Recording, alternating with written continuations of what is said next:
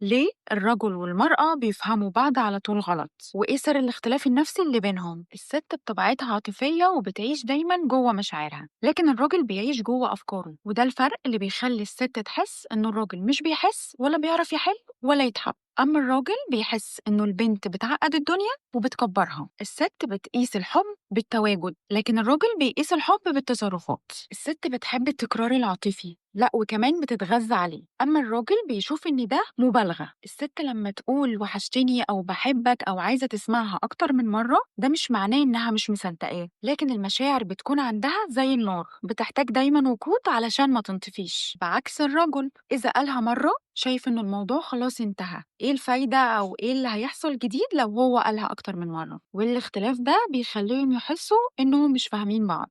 الست بتخاف من التغيير والراجل بيخاف من الروتين. الست لو شافت أي تغيير لو بسيط في العلاقة، قلة اهتمام، برود، رد متأخر، بتحس بتوتر وإن دي علامات ومؤشر لخطر أكبر جاي.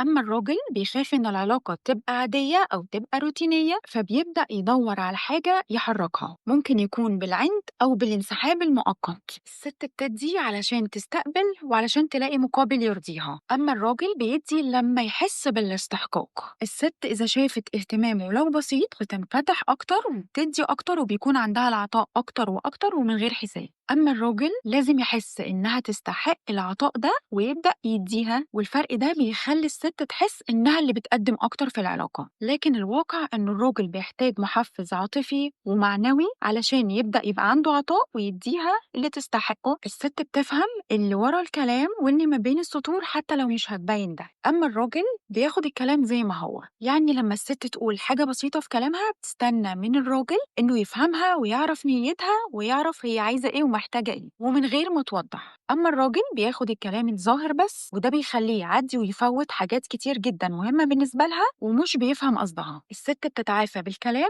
لكن الراجل بيتعافى بالصمت. يعني لما يحصل مشكلة أو موقف، الست بتفضل إنها تتكلم وتطلع كل اللي جواها علشان ترتاح، ويمكن بيكون الكلام اللي هي بتقوله جارح، لكنها مش بتقدر تسكت لأنها بعد كده بتلاقي نفسها هديت. أما الراجل بيحتاج فترة صمت يرتب أفكاره جواه ويحط خطة وزمن مناسب قبل ما يعبر، وده ظنا منه إن هو كده بيتفادى المشاكل وبيتفادى زعلها وبيتفادى استفزازاتها.